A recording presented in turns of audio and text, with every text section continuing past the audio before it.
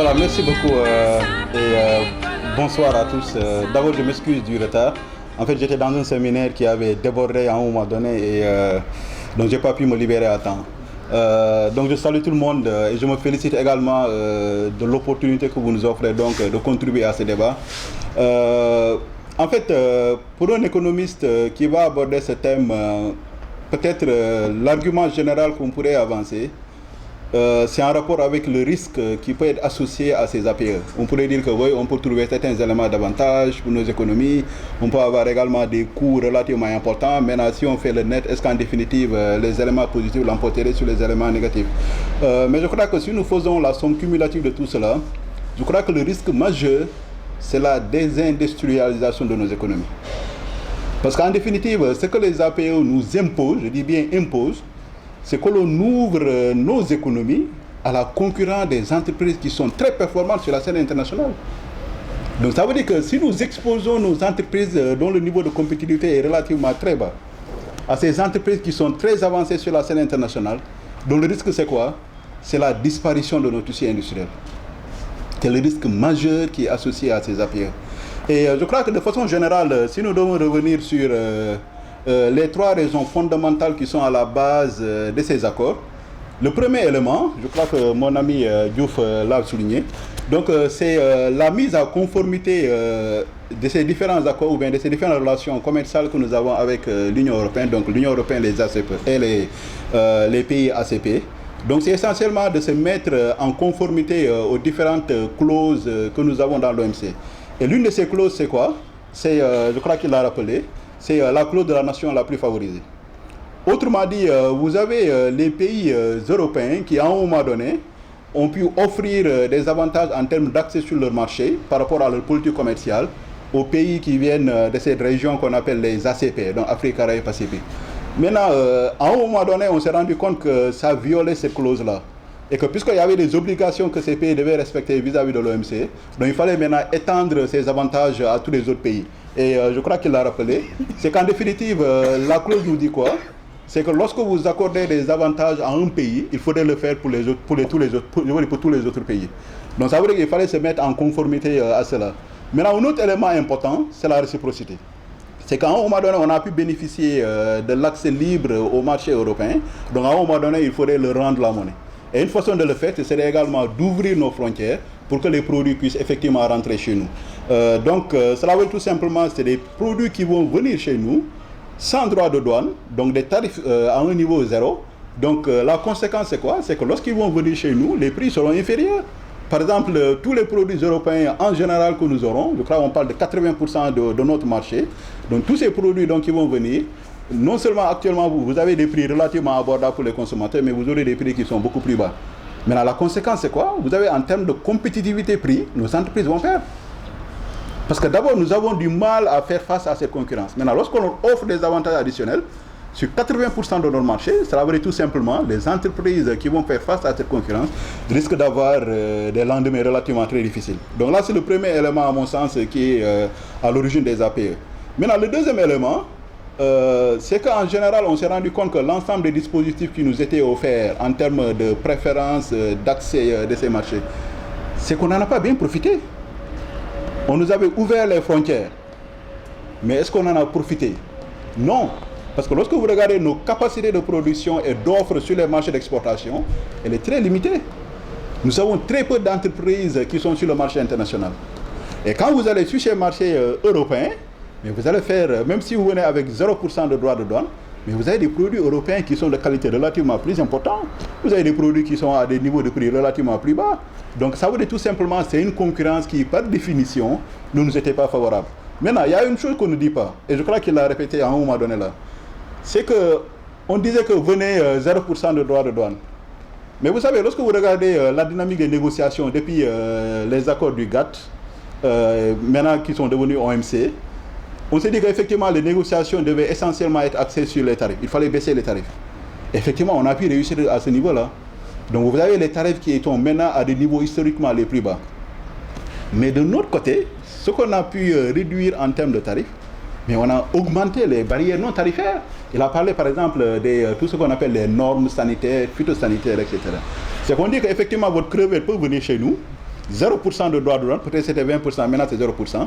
Mais attention, nous pensons qu'effectivement, il y a certains éléments chimiques dans votre produit en rapport avec la conservation qui fait que ce n'est pas propre à notre consommation. Ou bien on dit que votre arachide souffre, en fait, contient un produit chimique qui est l'aflatoxine. Donc, en définitive, on avait une barrière qui était là, tarifaire, pour interdire à nos produits l'accès. Mais maintenant, ces barrières sont transformées en barrières non tarifaires. Donc, en définitive, la protection est toujours là. Donc, ce qui veut dire que ce qu'on nous offre avec une main, on essaie de nous retirer cela avec l'autre main. Donc, en définitive, c'est le statu quo. Donc, en définitive, est-ce qu'on nous a réellement offert des avantages en termes d'accès à ces marchés? La réponse est non. D'ailleurs, c'est pour cela que vous verrez que l'ensemble des études qui ont essayé de mesurer l'impact de ces accords que nous avons pu obtenir avec l'Union européenne de façon générale, donc les 15 à l'époque, donc ils ont pu montrer qu'effectivement l'impact est nul. On n'a pas pu bénéficier de cela. Parce que tout simplement, ce qu'on aurait pu gagner de la baisse des tarifs, on a tout simplement perdu cela parce que ça a été compensé par tout ce qui est barrières non tarifaires, en particulier les normes techniques, les normes sanitaires, etc. Donc en définitive, on s'est rendu compte que ce dispositif ne marchait pas. Donc à un moment donné, il fallait tout simplement amener un dispositif différent. Et c'est pour ça qu'on s'est dit qu'à un moment donné, il fallait imaginer les API. Donc ça, c'est une des raisons qui pourrait expliquer son émergence. Maintenant, l'autre raison, c'est quoi? Et ça, on ne le dit pas. Les API ne sont rien d'autre que faciliter l'accès des entreprises européennes à nos marchés. Ce n'est rien d'autre que ça. Alors, si nous facilitons davantage l'accès des entreprises européennes à nos marchés, vous pensez que nous allons gagner à ça? Le gain le plus important, c'est eux. Parce que c'est les entreprises qui verront, par exemple, leur part de marché augmenter. C'est les entreprises... Et puis vous allez voir que derrière tout ça, moi je dis que les APE, ce n'est rien d'autre qu'une mesure de concurrence déloyale des Européens vis-à-vis des autres partenaires économiques de l'Afrique. Parce que nous sommes sur le marché africain. Alors, où est le marché des ACP, par exemple? Donc, lorsque les Européens demandent à ce que nos produits viennent sans droit de douane, mais et les entreprises américaines qui veulent venir chez nous, elles vont continuer à payer des droits de douane. Et les produits chinois qui viennent chez nous, ils vont continuer à payer des droits de douane. Donc, en définitive, ce que les Européens nous demandent, c'est qu'on favorise les entreprises au détriment des entreprises non européennes. Maintenant, vous pensez que l'Afrique va gagner à ce niveau-là? De façon générale, non. Donc, les plus grands gagnants, si vous voulez, de ces accords, c'est les Européens. C'est les entreprises européennes. Alors, c'est pour ça qu'ils nous mettent la pression. Ils nous font du chantage. Rappelez-vous, il y avait le dernier délai qu'ils avaient, je crois, imposé, c'était le 1er octobre, je crois, 2014. Maintenant, qu'est-ce qu'ils avaient dit là? Si vous ne signez pas, mais nous allons vous interdire nos marchés et vous allez retomber sur le système généralisé de préférence, ou bien l'accord tout sauf les armes. Mais on sait que ces accords sont moins avantageux comparé à ce que nous avons avec la libre entrée sur le marché européen. Donc, en définitive, on ne le dit pas. Mais la véritable raison, c'est ouvrir nos marchés, faciliter l'accès aux entreprises européennes et leur donner un supplément de compétitivité par rapport à leurs concurrents chinois, par rapport à leurs concurrents américains, par rapport à leurs concurrents des pays émergents, par rapport à leurs concurrents même africains. Et là, je pense que c'est quelque chose qu'il ne faudrait pas accepter. S'ils veulent vraiment être compétitifs, mais alors qu'ils se battent sur d'autres domaines. Pourquoi ils n'essaient pas d'innover? Pourquoi ils n'essaient pas de réduire, d'amener beaucoup plus de flexibilité sur le marché des facteurs, de façon à réduire le coût de production? Et en réduisant le coût de production, il faut maintenant concurrencer les entreprises chinoises sur le marché africain. Maintenant, s'ils veulent qu'effectivement nous les aidons dans cette concurrence-là, la réponse doit être non. Nous sommes sur un champ de concurrence relativement parfait. Alors s'ils veulent des avantages, ils n'ont qu'à trouver d'autres moyens, mais pas nous pousser maintenant à pouvoir faire de la discrimination. D'ailleurs, même c'est contre les accords de l'OMC. Pourquoi on devrait accorder des avantages à l'Union européenne et pas aux Américains? Mais ça, c'est une violation de la clause MFN, la nation la plus favorisée. Ça veut dire qu'en définitive, si nous accordons des avantages, on va généraliser ces avantages aux Américains, presque à tout le monde. Hein. Donc en définitive, nous allons transformer nos économies en souk, autrement dit en marché. On va nous prendre comme des consommateurs, mais pas comme des producteurs. Donc, cela dit, de façon générale, lorsque nous abordons l'impact de ces accords, donc en fait, ce qu'on nous demande, c'est instaurer le libre-échange. Donc, qu'il n'y ait pas de barrières tarifaires. Et vous verrez qu'on sera dans l'impossibilité d'imposer des barrières non tarifaires. Parce qu'on ne va jamais dire au beurre, par exemple, français, comme ça, qu'il ne respecte pas certaines qualités. Parce qu'on ne sera pas dans la possibilité de pouvoir démontrer cela. On a des gens scientifiques pour cela. On n'a ni les moyens technologiques pour pouvoir prouver cela. Cela veut dire qu'on ne sera pas dans la possibilité d'imposer des barrières non tarifaires. Eux, ils le font. Mais nous ne sommes pas dans la possibilité de le faire. Ça veut tout simplement qu'on nous demande d'ouvrir nos marchés. Mais la conséquence immédiate, à mon sens, c'est la désindustrialisation. Parce que nos entreprises ne sont pas préparées. En fait, ils demandent toujours du temps. Il nous faut du temps, il nous faut des délais. Mais moi, à mon sens, même si on leur donne 100 ans, les entreprises ne sont jamais prêtes. Parce que l'écart technologique, l'écart de compétitivité est tellement énorme que, à mon sens, on ne fait rien pour combler cela. Eux, ils avancent. Hein? Regardez les innovations qui viennent de l'Europe. Regardez les innovations qui viennent d'ailleurs. Regardez les produits qu'ils amènent sur nos marchés. Regardez la chaîne de valeur. Ils sont presque au sommet, au bout final. Mais nous, nous sommes où? Nous avons un secteur industriel qui est presque moribond. Regardez l'ensemble des contraintes qui s'imposent à nos entreprises. Une stratégie de préparation consisterait à lever ces contraintes. Contrainte numéro 1. Il y a beaucoup d'enquêtes qu'on fait au niveau des entreprises. La toute dernière qui a été faite par la Banque mondiale, en fait, il y a des enquêtes plus récentes. C'était en 2007. Donc, on avait demandé aux entreprises quelles étaient les contraintes les plus importantes à votre dynamisme. En termes de création d'emplois, en termes de création de richesses, en termes de compétitivité sur le marché extérieur. Contrainte numéro 1, l'accès au crédit. Seule une entreprise sur 10 au Sénégal a accès au crédit. Et le taux est beaucoup plus faible lorsque vous considérez les petites et moyennes entreprises. Maintenant, une entreprise qui n'a pas accès au crédit, une entreprise qui n'a pas accès à ces facilités de paiement, vous pensez qu'elle pourrait faire face à ses concurrents étrangers? La réponse est non. Donc ça, c'est une première contrainte qu'il faudrait lever. Maintenant, l'autre contrainte, c'est quoi? C'est que vous verrez que nous avons des entreprises qui font face, des entreprises formelles, qui font face à la concurrence déloyale de l'informel. Maintenant, comment vous voulez que nos entreprises formelles aillent faire la concurrence aux entreprises formelles du Nord, alors qu'au niveau intérieur, elles ont une base industrielle très fragile, parce que vous avez cette concurrence de l'informel qui est là. Donc vous avez d'autres contraintes aussi. Donc à mon sens, la préparation, si on devait préparer nos économies pour pouvoir affronter la concurrence étrangère, ce serait tout simplement de développer une politique industrielle. Je suis désolé de dire que dans notre pays, on n'a pas de politique industrielle. On ne sait pas quel type d'entreprise nous voulons avoir. On ne connaît pas les contraintes majeures qui s'imposent à nos entreprises. Il n'y a aucune stratégie de levée de ces contraintes-là. Regardez par exemple le plan Sénégal émergent. Quels sont les dispositifs qui sont mis en œuvre pour faciliter l'accès au financement des entreprises? Il n'y en a presque pas. L'énergie, un problème important aussi. En fait, on demande à nos entreprises de produire et d'aller faire la concurrence aux entreprises étrangères, alors qu'elles ne produisent même pas, il n'y a pas de courant. S'il n'y a pas de courant, comment est-ce qu'elles peuvent produire? Sans production, sans concurrence. Car là, vous quittez le terrain de jeu. Donc là, je crois que la politique industrielle volontariste dont le pays a vraiment besoin depuis très longtemps consisterait vraiment à identifier ces contraintes, à les lever, à augmenter donc cette capacité de concurrence de nos entreprises. Et là, on pourrait imaginer maintenant certains accords qu'on pourrait offrir par exemple à d'autres, ou bien même refuser à d'autres également.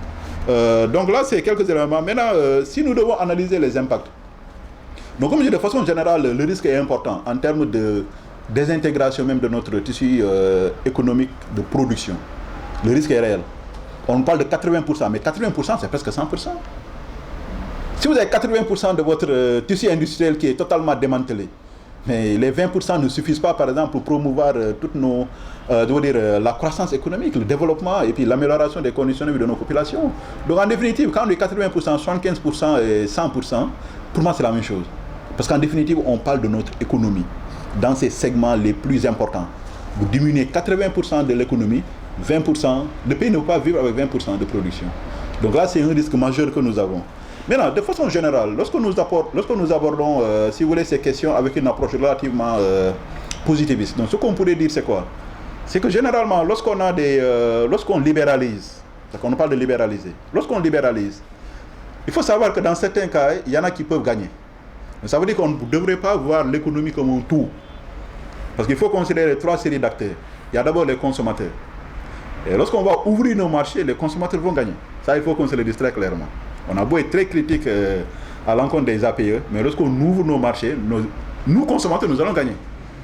Le beurre que nous consommons, Bridel, je crois, là, ou bien, je ne sais pas, qui est président là, qui coûte, je ne sais pas, 2000, ça peut coûter peut-être 1500. Et quoi d'autre encore? Vraiment, tous les produits qui sont généralement ciblés, lorsqu'ils vont rentrer sur le marché national, vous verrez qu'effectivement, les prix seront relativement très bas. Parce que lorsque les exportateurs sur le marché national gagnent en compétitivité, alors les consommateurs de ce marché vont gagner. Parce qu'ils vont avoir des produits à prix relativement très bas. Ils vont avoir des produits relativement très abondants. Mais potentiellement, ils peuvent avoir des produits de qualité améliorée. Parce que le beurre qui vient peut-être de France n'est pas comparable au beurre peut-être que nous consommons au niveau national. Donc ça veut dire en termes de qualité, en termes de santé. Parce que peut-être on ne va plus manger notre arachide. On ne va plus consommer par exemple notre chocolat à base d'arachide. Peut-être qu'on va consommer notre chocolat, par exemple, à base de cacao qui vient, par exemple, de la Côte d'Ivoire, produit par Nestlé, qui va venir chez nous, à prix plus bas. Donc ça veut dire que le consommateur gagne. En termes de... Si le consommateur consomme. Mais ce qu'on oublie généralement de dire, c'est que le consommateur, c'est également quelqu'un qui a un revenu. C'est quelqu'un qui travaille. C'est quelqu'un qui a un emploi. Donc ça veut dire quoi? Lorsque vous ouvrez vos frontières et que ces entreprises arrivent, elles vont amener des produits relativement très bas. On va pouvoir les acheter. Mais en définitive, est-ce qu'on va pouvoir garder notre emploi? Est-ce qu'on aura notre revenu qui nous permettra même d'acheter ce beurre-là moins cher? Et c'est le risque, c'est à ce niveau-là. Quand on nous dit que le consommateur gagne parce qu'il va accéder à des produits relativement améliorés en termes de qualité, mais également à des produits relativement moins chers, c'est pas qu'on fait l'hypothèse que le revenu est toujours constant, il va toujours garder son emploi. Mais le consommateur, c'est un travailleur aussi. Alors, quelqu'un qui ne travaille pas, on ne peut pas imaginer que ses conditions ne puissent améliorer, même si le prix est égal à zéro. Il n'a pas de revenu, il ne pourra pas consommer. Donc, ça veut dire que si on nous dit que le consommateur gagne, il faudrait relativiser cela. Parce que le consommateur également est associé au producteur, parce qu'il a un emploi, il a également un revenu à pouvoir gagner. Donc le risque pour le consommateur, c'est à ce niveau-là. Mais je crois que de façon générale, lorsqu'on aborde le consommateur uniquement sous l'angle de consommateur, pas travailleur, là il peut gagner. Mais si on intègre la dimension travailleur, là il y a des risques effectivement que son niveau de bien-être puisse baisser. Maintenant, pour ce qui est de la production, bon, juste 5 minutes, hein, voilà, pour ce qui est de la production, là vous verrez qu'effectivement, lorsqu'on va ouvrir 80% de notre marché, mais c'est des entreprises qui vont faire face à la concurrence. Et comme je l'ai dit au départ, il y a ce risque de désintégration de notre tissu économique.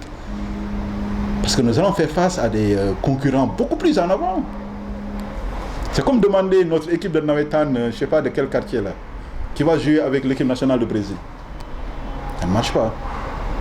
Donc ça veut dire que le risque est réel. Maintenant, on nous a dit qu'on va vous donner des moyens pour tout simplement vous adapter à la concurrence. Mais moi, à mon sens, on a beau nous donner des milliards, on ne sera jamais prêt à ce point. Parce que les milliards ne vous achètent pas la technologie. Les milliards ne vous amènent pas à des procédés de production très avancés pour pouvoir faire face à ces entreprises relativement très en avant. Donc je crois qu'il faudrait autre chose que ces milliards-là. Donc ça veut dire que le risque est important pour le producteur. Généralement, il perd. Surtout les producteurs qui font face à cette concurrence importante-là. Maintenant, pour l'État, la perte est réelle. Regardez par exemple la structure fiscale de nos économies, de la plupart des pays en développement. Vous verrez que généralement, la plupart de nos recettes proviennent de tout ce qu'on tire des droits de douane. Donc généralement, c'est des impôts qui sont plus faciles à collecter. Beaucoup plus faciles. Comparé par exemple cet impôt à l'impôt indirect qui est par exemple la TVA. Il n'est pas très facile à collecter. Je me rappelle la dernière fois, j'étais allé acheter un matelas orthopédique. Maintenant, ce que le gars m'avait dit, c'était un Libanais. Hein, je ne vais pas dire son nom là. Mais quand il vend de bons matelas. Hein. Donc ce qu'il me dit, c'est qu'en fait, à un moment donné, je lui dis, bon, maintenant c'est fini, c'est bon, maintenant faites-moi un reçu. Il dit que si je vous fais un reçu, vous allez payer la TVA. Ça veut dire que c'est environ 160 000. Il me dit que si je vous fais un reçu, je vais mettre la TVA, et vous allez payer peut-être 190 000 ou bien 200 000. Bon, maintenant, ça c'est entre nous. Hein. Je ne dis pas de reçu. Oui, fausse facture, voilà. Donc ça veut dire que c'est un impôt qui est difficile à collecter. Mais prenez les droits de douane. Si nous faisons l'hypothèse qu'on croit que nous avons une administration fiscale relativement efficace, et je pense qu'il y a beaucoup d'éléments d'efficacité à ce niveau-là, en fait l'administration douanière, là vous verrez qu'effectivement c'est un impôt qui est facile à collecter et nous avons un rendement fiscal à ce niveau-là qui est très élevé. Maintenant, dire que les produits, nous allons maintenant mettre 0%, c'est privé à nos États, si vous voulez, cette manne financière importante. Maintenant on nous dit qu'on va essayer de calculer l'équivalent qu'on va vous donner tout simplement. Mais je pense que vraiment c'est nous leurrer à la limite là. Parce qu'en fait on a l'équivalent sous forme d'aide depuis très longtemps. Mais est-ce que ça nous a servi à quelque chose? Donc je crois que réduire les potentialités financières de nos États, c'est réduire tout ce que l'État est amené à faire dans l'activité économique. En termes de production de services publics, en termes par exemple de financement des activités publiques telles que l'éducation, la santé, l'investissement en infrastructure. Donc c'est fragiliser, si vous voulez, les bases économiques de fonctionnement de nos États. Et je crois qu'il y a certains calculs qui ont été faits, qui donnent des résultats très différents. Il y a un papier que j'ai lu récemment qui a essayé de chiffrer cela. Donc j'ai pu montrer dans le cas de l'Afrique de l'Ouest, la perte est d'environ 36% de recettes fiscales de l'État. Maintenant, pour le Sénégal, ils ont pu montrer que la perte peut aller jusqu'à 47%. Bon, mais ça, c'est des chiffres extrêmes. Hein. En fait, c'est vraiment l'extrémité supérieure. Maintenant, pour ce qui est de l'extrémité inférieure, généralement, ça tourne autour de 5 à 10%. Ça veut dire que nos États doivent perdre 5 à 10% de recettes fiscales.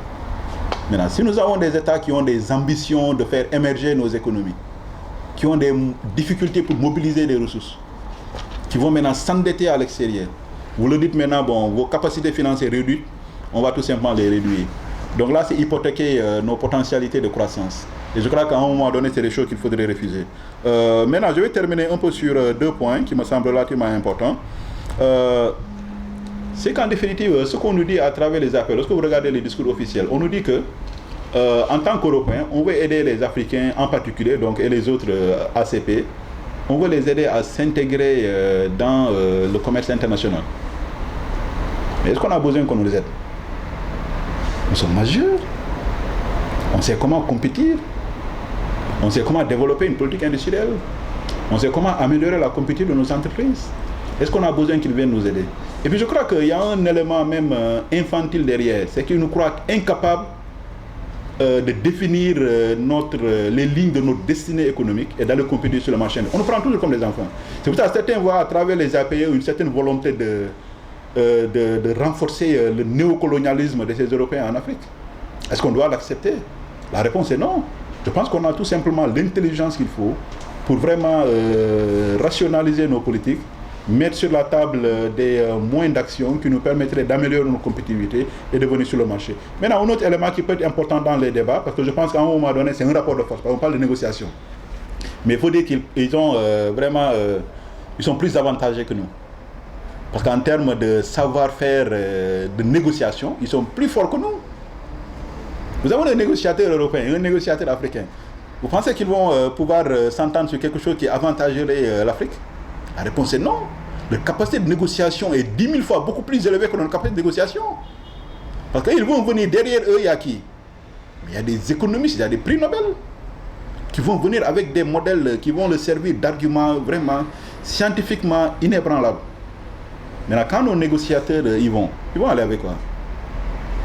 Donc, je crois que c'est un premier problème qu'il faut régler d'abord. Le contenu scientifique de nos arguments dans les négociations. Parce qu'en définitive, c'est là où ça se joue. D'accord? Donc je crois que c'est un élément qu'il faudrait vraiment mettre en avant. Maintenant, un autre élément qui pourrait nous aider, il faudrait maintenant qu'on essaie de s'allier je veux dire, avec les autres pays en développement. Non seulement les autres pays en développement, mais également les pays développés. Les États-Unis par exemple, la Chine, l'Inde, les pays émergents. Allons leur faire comprendre comme quoi qu'ils sont perdants des APE. Effectivement, ils sont perdants.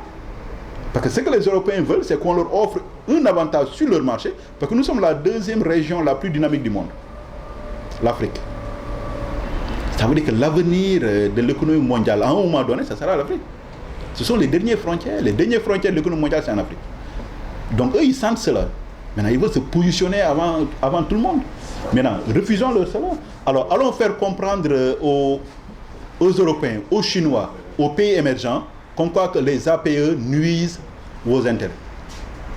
Maintenant, si nous parvenons à les allier dans notre combat, ça va nous donner plutôt un pouvoir de négociation relativement important. Et là, je crois qu'on pourrait effectivement négocier à armes relativement égales.